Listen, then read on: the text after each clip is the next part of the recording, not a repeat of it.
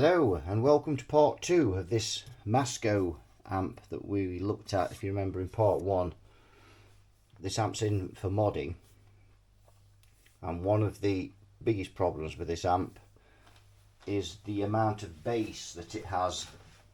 It's unbelievable, incredibly bassy amp, and there's a few reasons for that.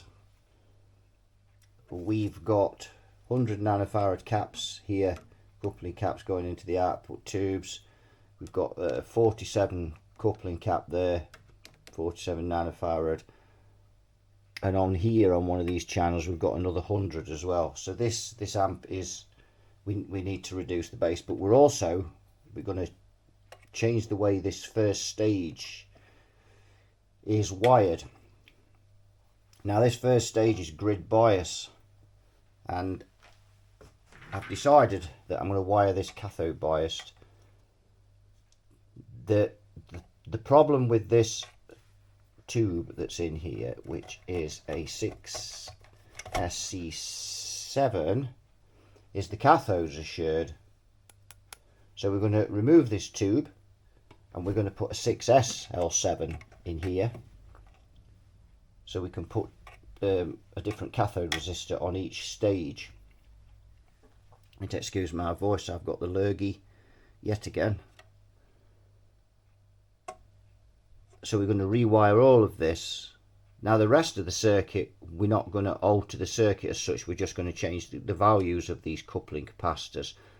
And the only other thing we're going to do is, if you remember this amp, it's almost like it had got two tone controls. So it's got a tone control, and then this phono that we got here was almost creating another tone control.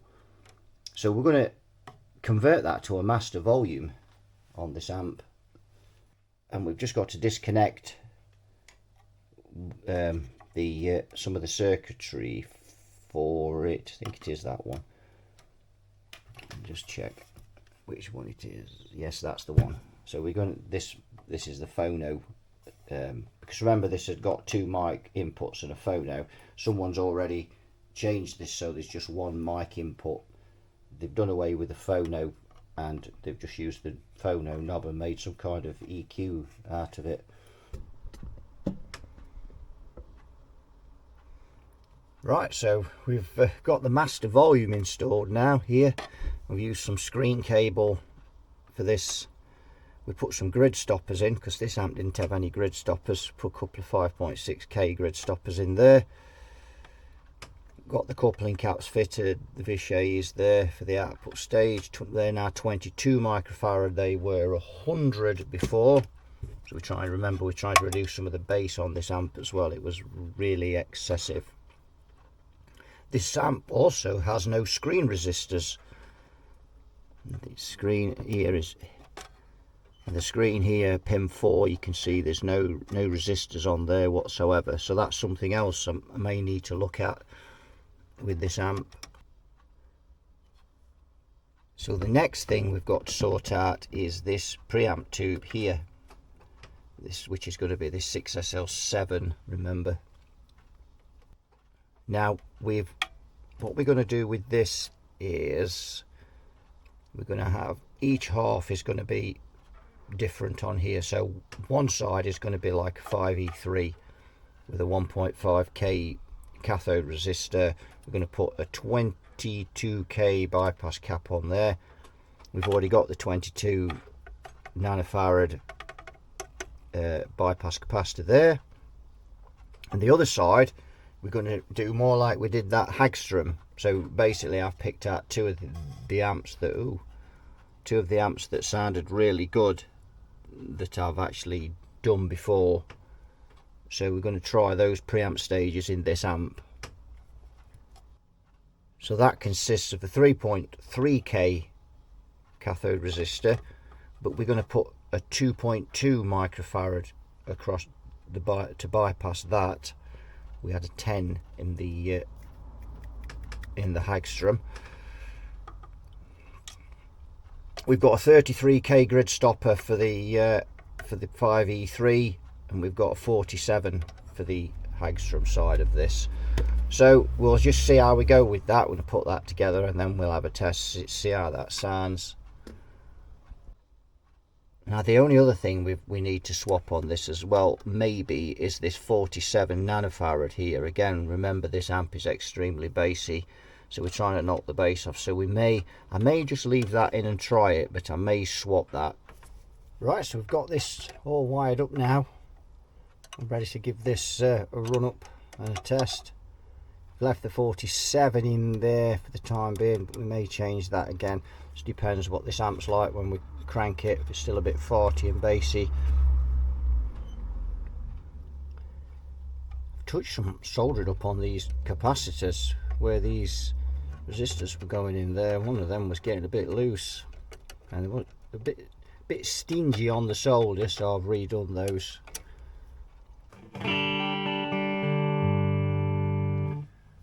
Right, we've got this on the 4x12. We're just going to have a look at what we've got going on here.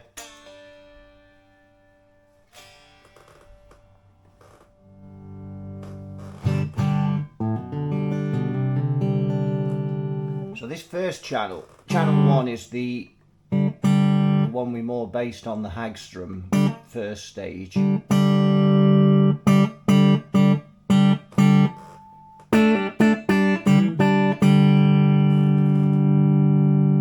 Master volume at about 4 there.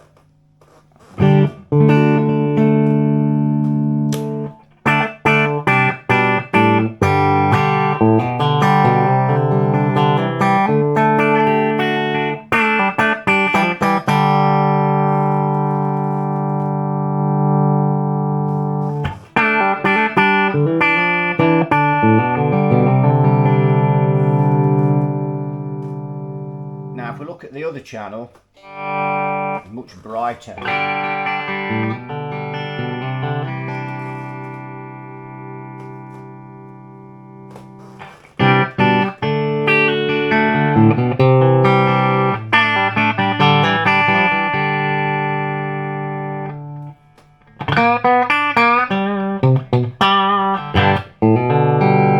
see, if we turn the tone up,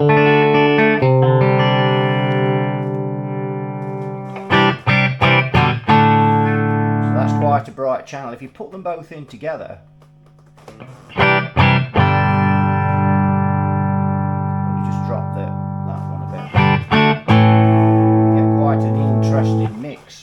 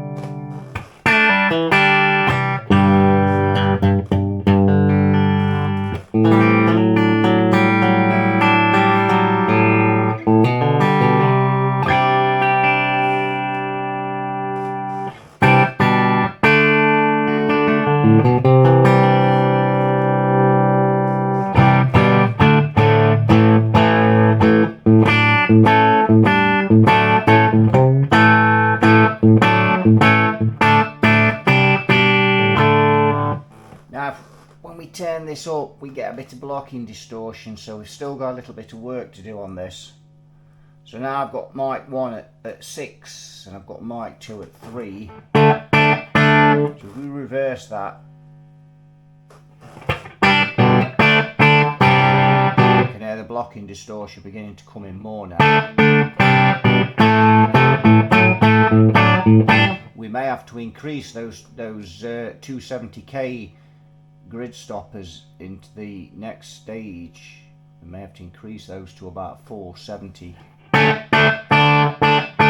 Now, from when we last looked at this, I run it up and that blocking distortion was terrible. I dropped the plate resistors on this 6SL7. They were 270k, which was a bit high, so drop those down to 100.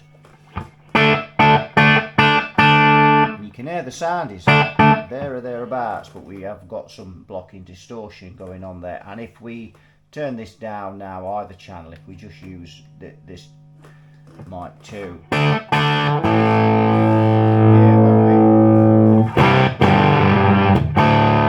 very farty, and so we need to address that. And if we use the other channel, this voice control's gone stiff again. You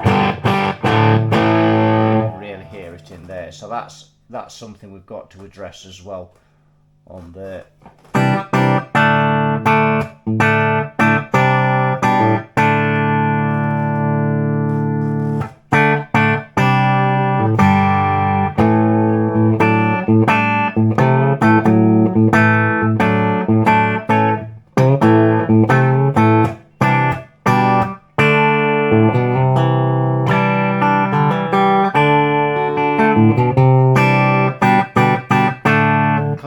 Clean, it sounds fine. It's just when we begin to overdrive this amp, even if we start to get, and once we really start to bring this up past number 6, you can hear that's beginning to get a bit farty. Now we've also still got that 47 nanofarad cap as well on that next stage coupling, so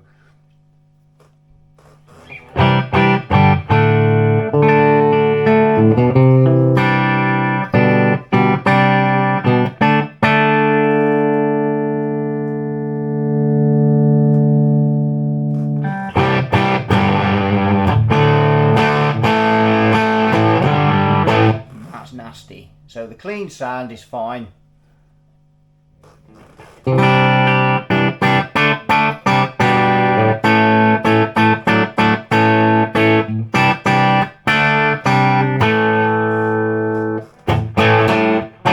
Now I've not changed the output tubes either. Remember, the customer sent a couple of Coke bottle 6L6s to go in this, which I've not actually changed. Right, so here's where we're at with these grid stoppers going in there.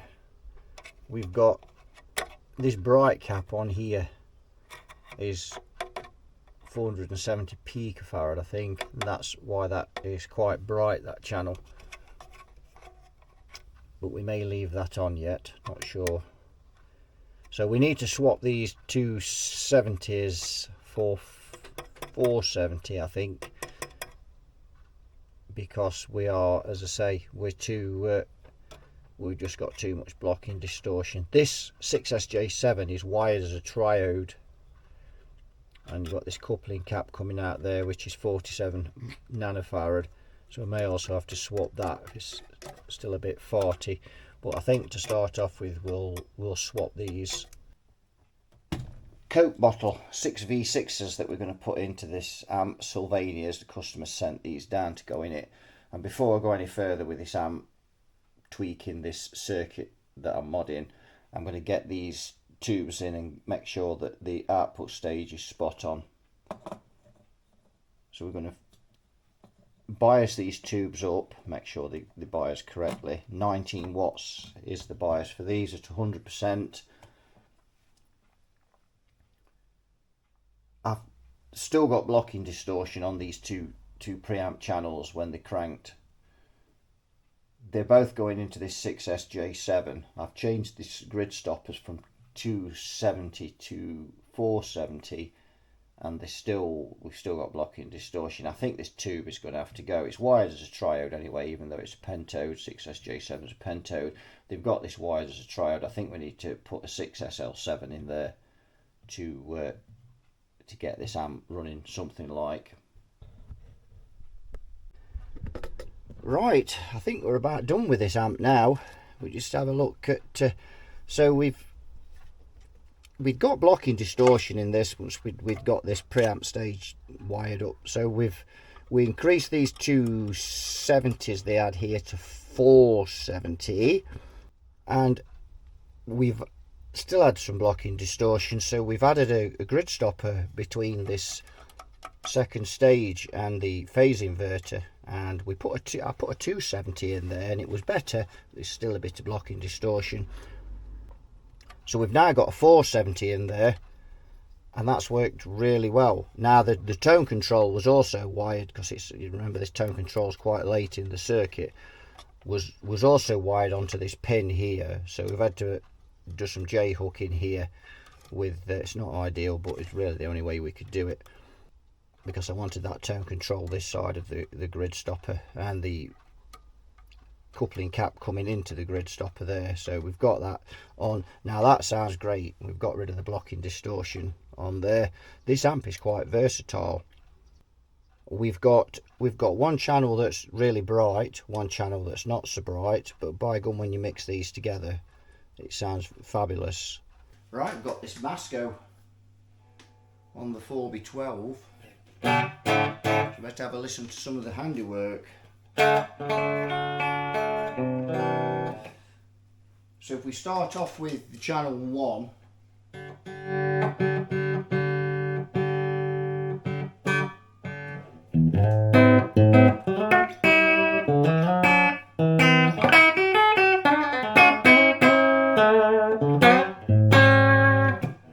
this channel's not as toppy as the second channel. There was no making these channels, you know, too similar, so I've actually made them quite far apart, because obviously you can then blend them, and there's no point blending channels unless they are, you know, quite a bit different from one another.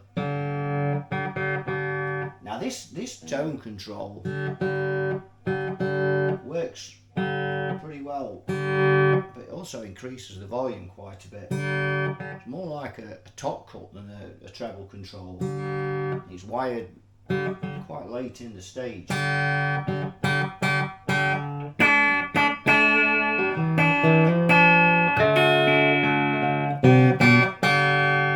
Now the other channel, turn channel 1 down, remember the blended, so we don't have to keep plugging into a different channel.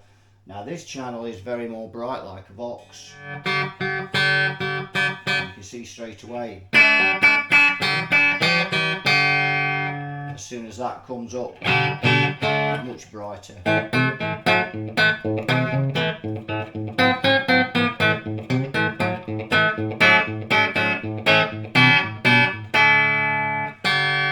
can tame it off with the tone control if you want.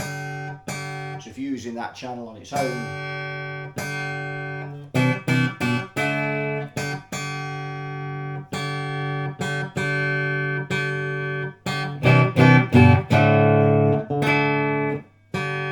but you can also have it really bright. You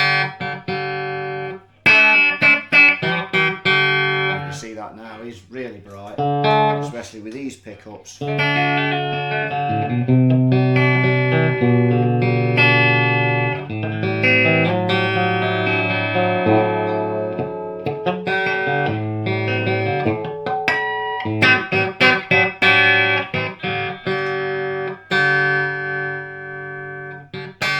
Now if I just blend in the other channel 1, you can hear.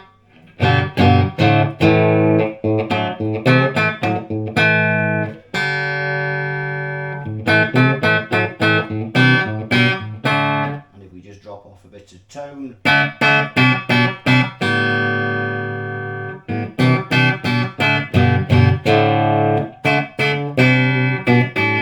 so we've got loads of scope on this amp.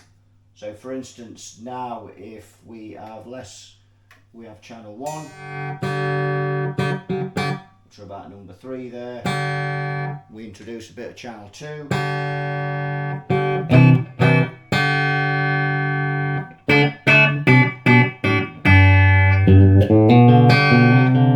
little bit more bass on channel 1.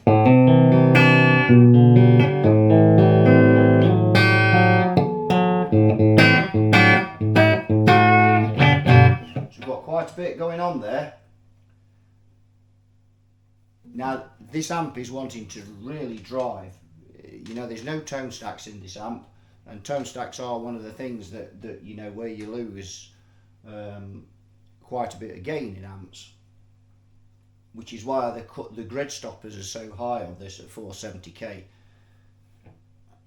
But if I plug in my Les Paul, now I've got the same pickup in the bridge of this as I have in the Telecaster, and these are Tone Rider Rebel 90s, and I love these pickups. But on the neck I've still got the Seymour Duncan.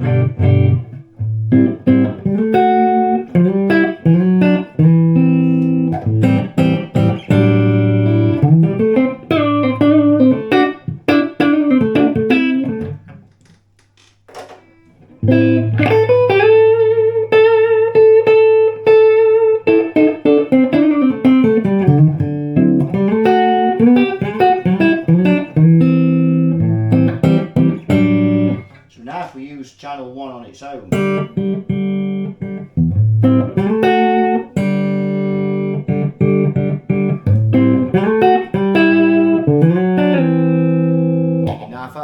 I've got a split coil tap on this humbucking pickup, which is on the spur lug on the tone control. You see that's now just gone a much warmer, almost woolly.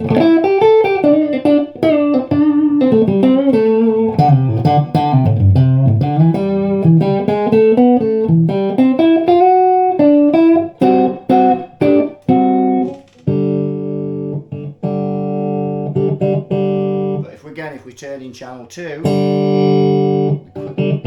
we can quickly brighten that up.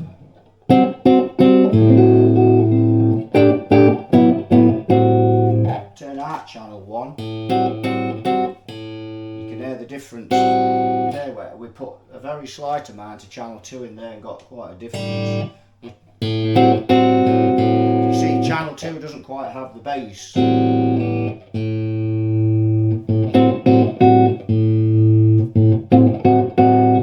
Start to add in channel 1, you can get some bottom end in this amp as well.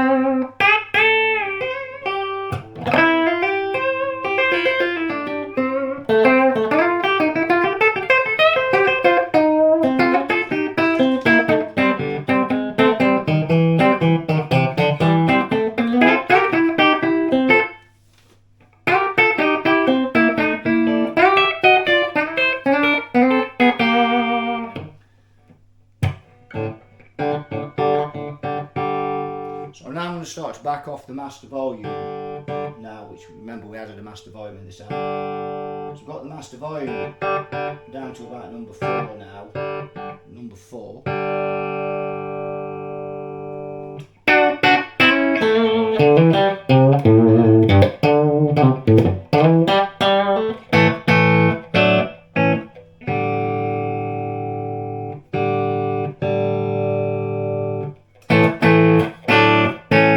There's just a hint of gain beginning to appear.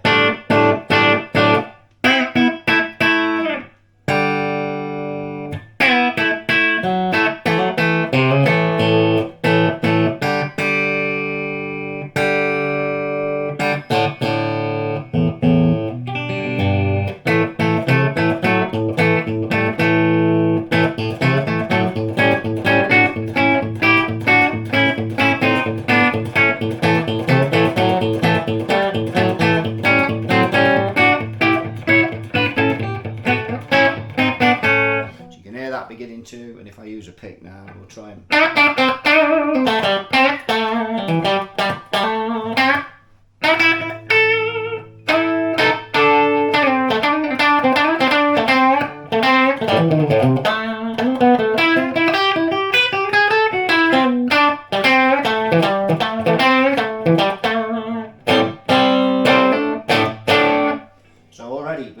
And we're on number 4 on mic 1. We're on number 2 on the mic 2, the channel 2. So I'm going to bring the master right down now and start to bring these up.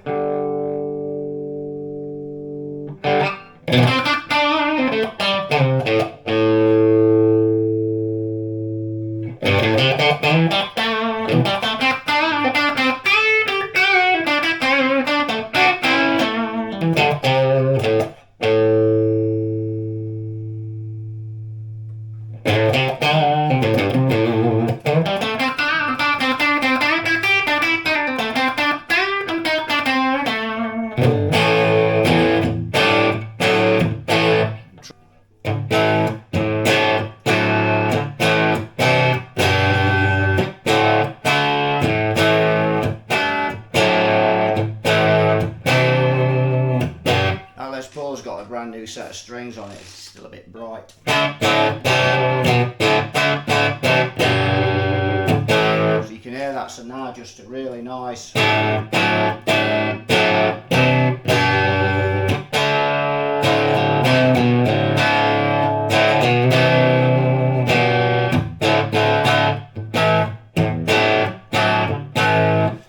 to back these volumes down and have the master quite a way up if you want to get a clean tone. This amp is raring to go.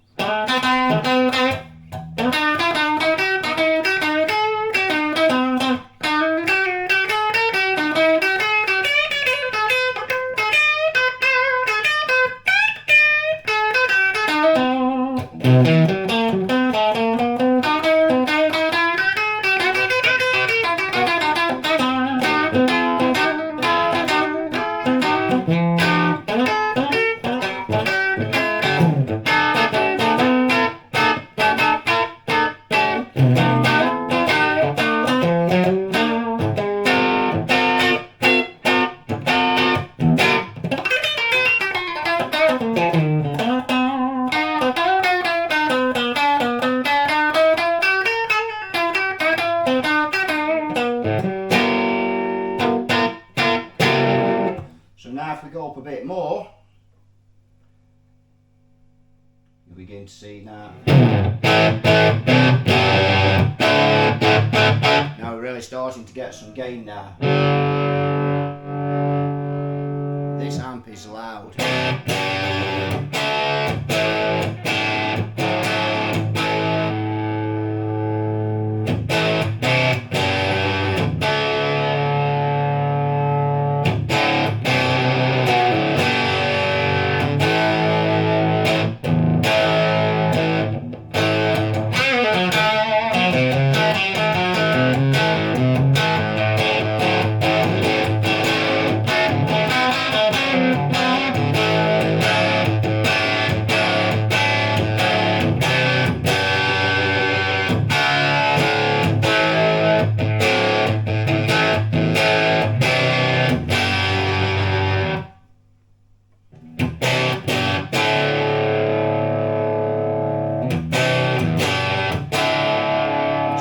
I've reduced some of the gain. I've just dropped mic channel 2 or mic 2 down to 3 now. I've got the mic, the channel 1 on 7.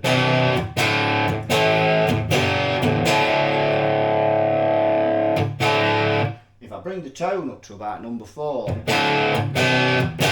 it really softens off the overdrive.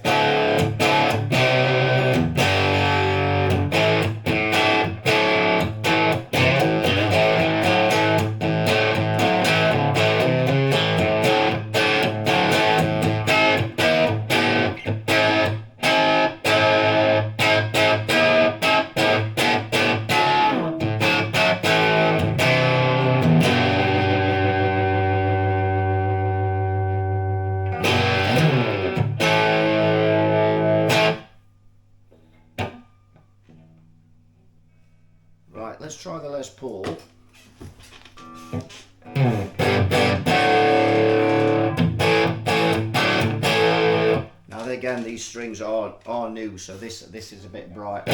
Literally haven't been played at all, these strings.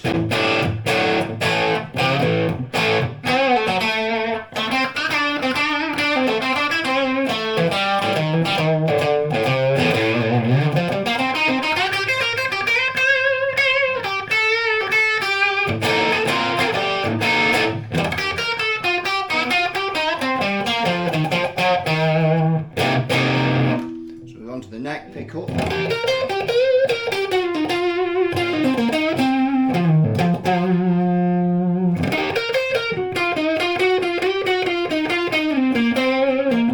Now again, we haven't got as much top on that.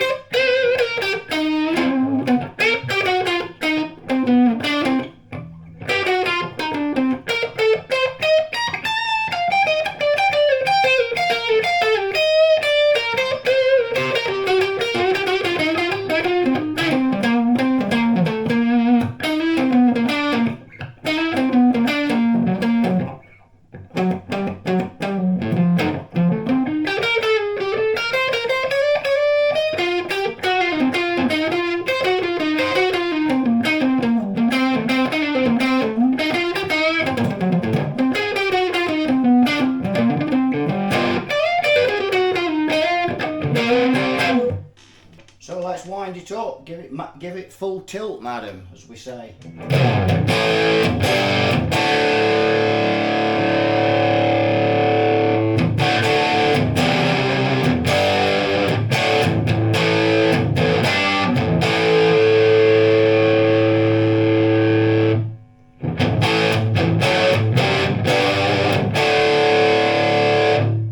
See, with this tone control now you can get that really 1987 JMP bright, really bright sound.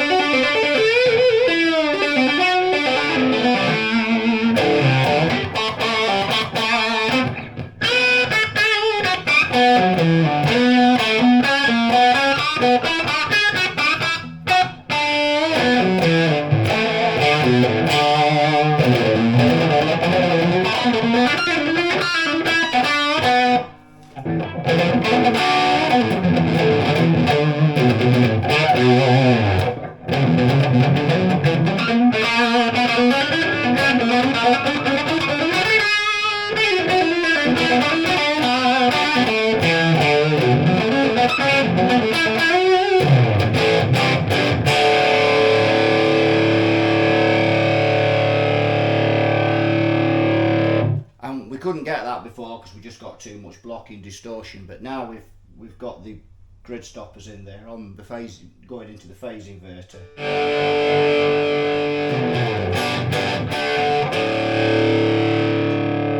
Again, that's channel 1 on its own. Bring that back.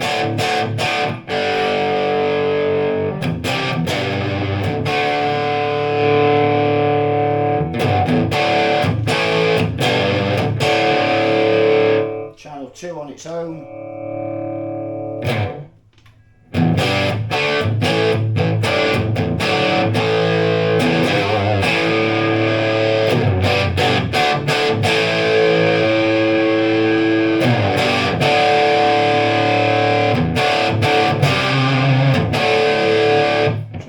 Now you've got that real JMP bright, Marshall bright, but sound, but a lot more gain. You can actually back some of that gain off. Number 5. So it's got so much scope, this amp.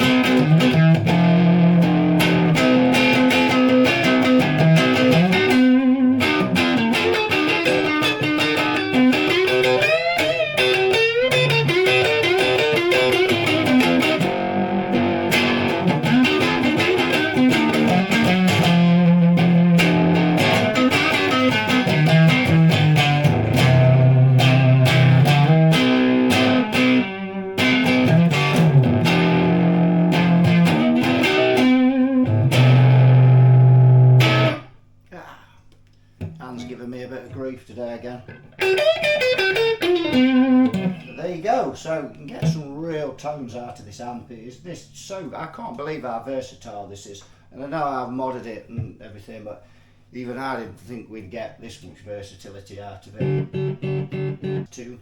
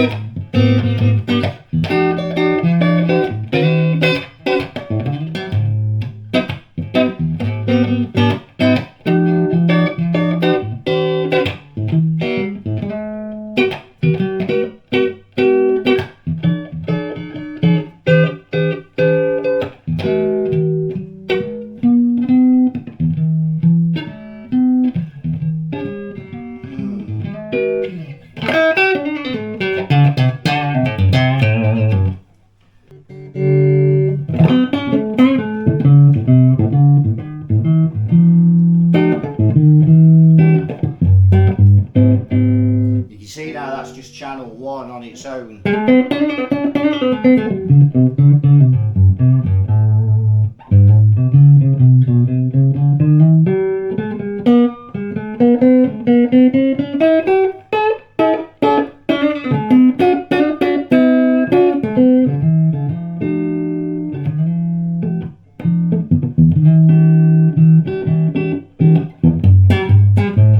can see there, it's quite basic.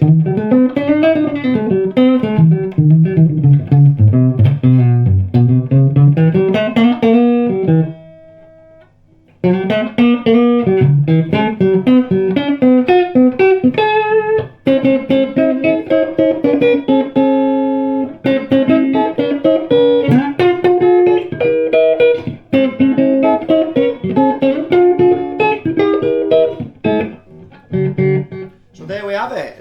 I could play around on that all day actually. In fact, you might not get it back, Kieran. That's sounding very good. So what have we actually done to this amp? So we had a 6. I'll have a look now. We had a 6SC7 for the first stage, but the cathodes were tied and it was in grid bias. So we removed that. We put a 6SL7 in. Be quiet, Dregs. We've got, going into the second stage, we had a 6SJ7 that was wired as a triode. So we've removed that, put a 6SL7 in there also, and we've just used one half of that triode.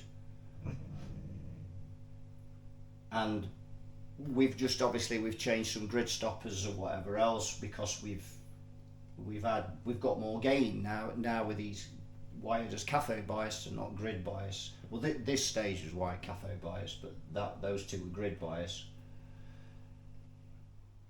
So we've also swapped these output tubes. These are now 6L6Gs instead of the GCs, although I'm not convinced those GCs are GCs.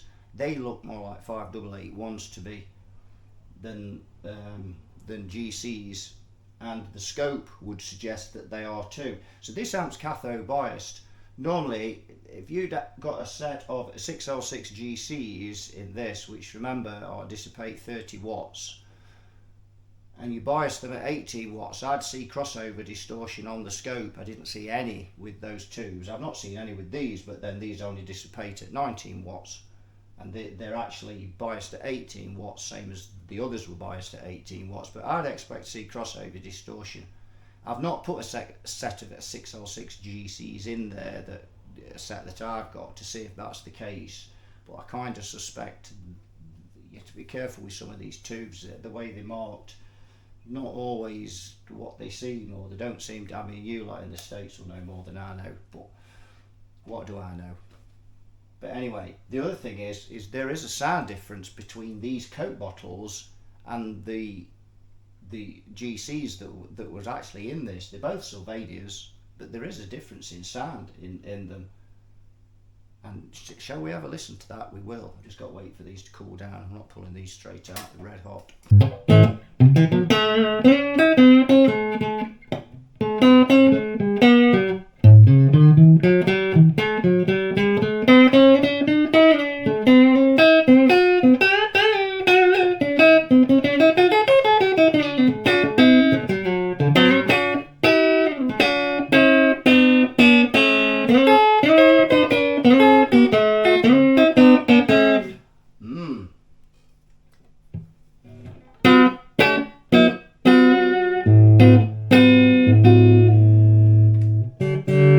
Channel 1 on its own.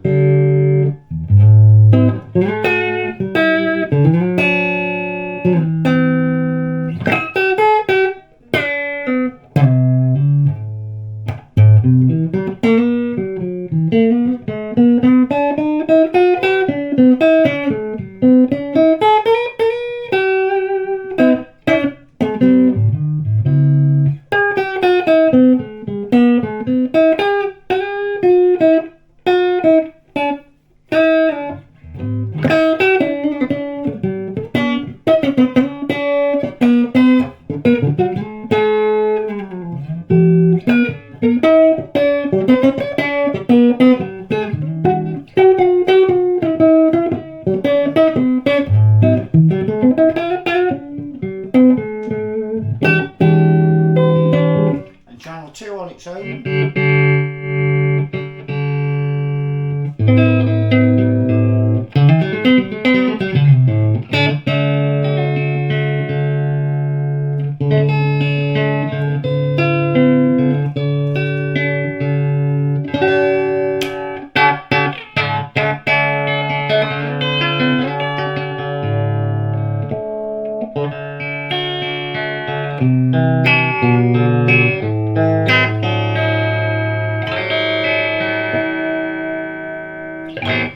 So there we go. Which tubes?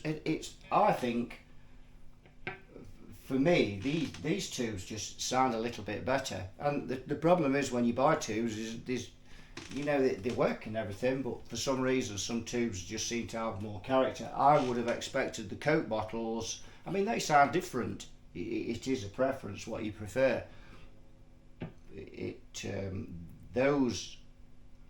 Those Coke bottles seem better if you're going to be winding this amp up. There's a bit less bass on them and a bit more creamier distortion, but these seem to be better for a clean tone. But then there's nothing to stop the customer from swapping them. I have checked the bias on both of these sets of tubes and they'll interchange. There's no problems with, and I know that it's cathode bias and everybody's saying well they should, but they don't always. As we've seen before in videos, we can end up, you know, with quite different bias readings, you know, different dissipations. These tubes are pretty well matched, so they'll interchange. So really the customer can swap and change them as he wants. So he's only got to just screw the top off it. It's a 5-minute job. That'll do it for this one, and I've really enjoyed doing this one. Sadly, I've been ill. I had a bad cold. Got rid of that. 3 days later, I'd lost my voice. So that again put us behind on this project because obviously I didn't feel well, so I had a few days off and I couldn't video anyway because I couldn't speak. We finally got there with this one, and I've really enjoyed doing this. It's been great. And obviously, you know, when you're doing these projects, you want to get them right. The problem with this amp is it's not like you know, the customer lives 5 minutes up the road, he's near Scotland or in Scotland, and obviously he's posted this amp down, and if it's not right, then it's got, you know, it's not good, it's going to have to come back, and obviously the postage is quite expensive. So getting this right really has been, you know, a bit of pressure to get it, to make sure we get it right first time, but I think we've got there with it. So anyway, enough of me waffling. That'll do it for this one. So thanks for watching. You all take care, and I'll see you all in another video. Bye bye for now.